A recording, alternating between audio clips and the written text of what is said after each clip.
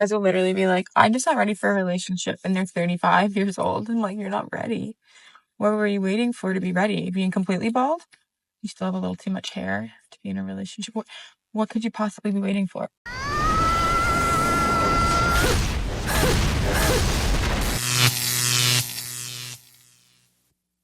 Welcome to The Wall. In today's video, we'll see how many women, once they hit 30, already at the wall, start struggling with dating. Some still think they're a 10 when they clearly aren't. And if you don't believe it, just look at how the dating apps make that very clear to them. We want this like button to explode. Help us reach the goal of 1,000 likes on this video. Leave your comment with your experience and wisdom. We always feature the best comment for the community. Subscribe, and let's get started. Do you know what's offensive? Dating apps in your 30s.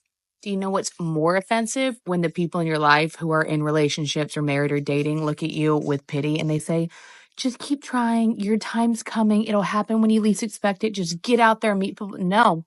Have you been on Hinge lately? Have you been on Hinge in 2025? If the answer is no, you are not allowed to give me your opinion. Like, I'm 31, and this whole meeting people organically out and about thing, I just don't think it exists anymore. I don't think people communicate in person. So we've been trying the dating apps. Let's start by Hinge. Offensive. The most offensive thing is when the little prompt comes up on Hinge and it says, we think you two are the most compatible. And then you see who they're thinking you're compatible with. I'm like, that's what I'm bringing in.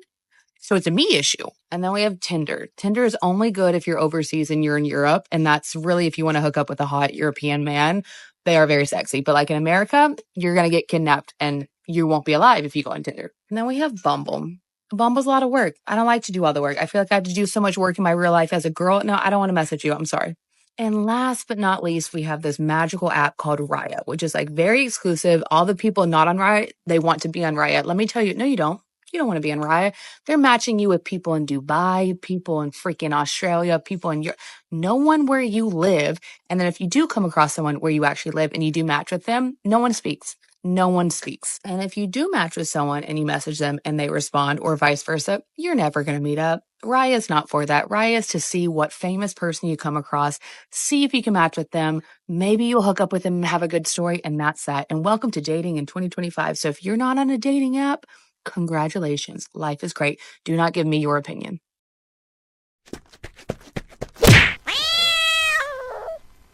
Just hearing the phrase, look who you're compatible with, which the app tells her, and she responds, is that what I bring to the table?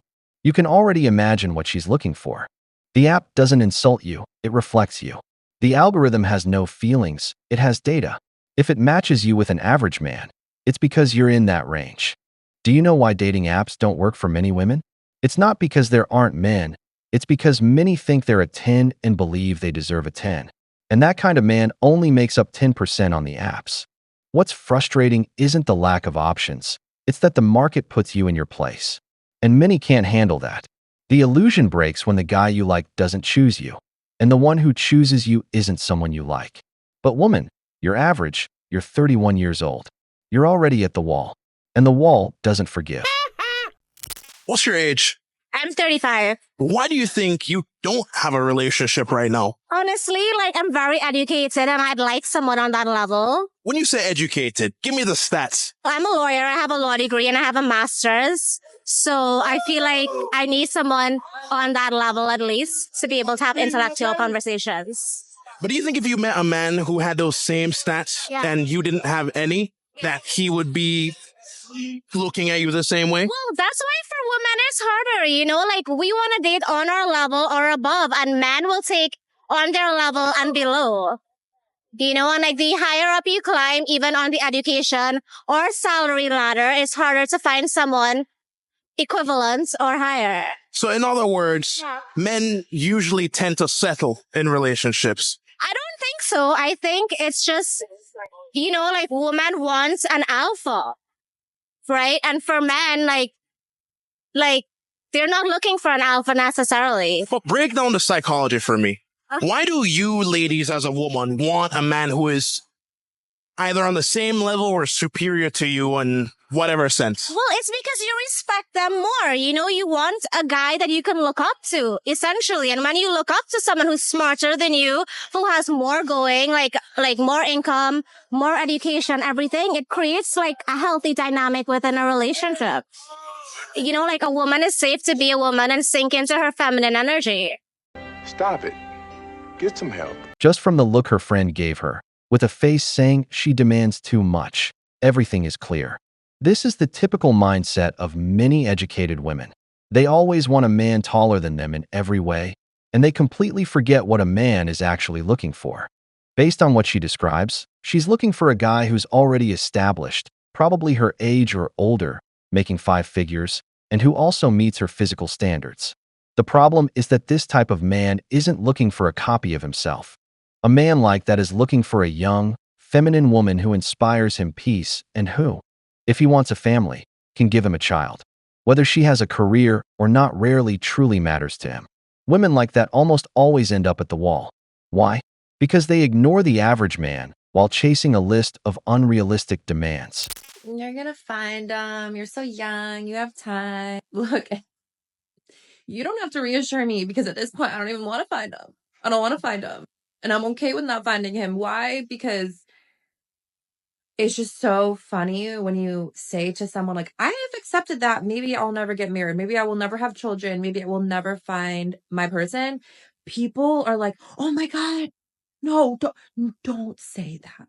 Like, it's the worst thing you could possibly say. Like, when I say that, I am not saying it as like a pity party. Like, oh, I'll never find my person. Like, listen, look at the research. The happiest group of people are single women. So maybe I should be telling you. I'm so sorry. No, I'm just kidding. I'm just kidding because whatever. Like, you want to be in a relationship, married. Of course, like, I would like to get married, but I'm also like very okay. Well, I don't want to say very okay, but like, I'm okay. And I acknowledge that that might not happen. And it's not in a pessimistic way. It's just a realistic way. And it's also with the realization that there are like pros and cons to anything in life, right? People, we have this like mindset of like, this is what you're supposed to do. And this is just my PSA, my reminder to anyone who feels like that's what they're supposed to do. Like, you can want it and desire it, but you can also recognize there's a lot of great things to maybe not getting that thing that everyone's telling you you need to get. So be ready. God damn it! You can't make this shit up! Half of Gen Z men no longer actively even trying to date. They're not even trying. And so the question is, well, why is that happening for women? Women, first off, are dating older. They want more economically and emotionally viable men, and that usually means older men. In addition, when young women are lonely, they have much better social networks. They have much stronger friend networks, whereas guys become kind of lone wolves and kind of literally sequestered from everyone and everything. Here we see both sides of the coin. The damage this situation causes on each side. That same woman said a lot without really saying anything. Even she isn't convinced herself. In the end, whoever wrote that single women are the happiest in the world should be locked up, because today we know that's a lie. Male isolation isn't a coincidence. It's the result of a system that keeps telling men their presence doesn't matter, that their masculinity is a problem, that they have to earn everything, even the right to be heard. And many prefer to disappear rather than keep playing a rigged game. So no one ever talks about being 30 and single. I feel like with me, I think it's harder for me to date now because, you know, I don't want to like waste my time with somebody who's not going to like put in the same effort that I'm going to put in. So it's becoming a little bit more hard for me to go out on date. I mean, I don't want to be single my whole life, but you know, I just struggle with it because a lot of the people nowadays, either male and females, you know, they're not always on the same page as you. And some of them, they just, you know, they just want to like mess around even though they're already old enough and, you know, they don't want to settle. And it's like, I think I'm just going to stay single forever then. Because like for myself, I am 30, single, never had kids, never been married. And I don't know if it's how long that's going to stay. Because deep down, I do want to date somebody, I do want to be, I want to have that opportunity, and date someone and, just give love an opportunity. But at the same time, I'm scared. Like, I want to, and then at the same time, I don't. I don't know. I mean, I don't want to stay forever. I don't want to stay single forever either. But it's just hard. It's complicated. The older you get, you set more boundaries. You are more selective in who you want to spend your time with. I don't know. I mean, I know I'm not the only one. I know there's people out there, that they probably have similar mentality as mine. I don't know. I mean, I don't know. I just wanted to talk on the camera, I guess. I don't know if I made any sense, but the point is dating in your 30s is hard. That's it. Seeing this situation, I don't doubt that in the future we'll see women creating movements to bring masculinity back. Because they're already seeing the effect of having attacked men so much. Many are withdrawing from the dating market. And the worst part is that, once they leave, they find peace in their solitude and almost never come back. So, women like this, who hit the wall without honor or glory, feel bad but don't know why. The truth is simple. If you're already at the wall, you should start making a move. Approach the man, because at this stage, the wall doesn't forgive.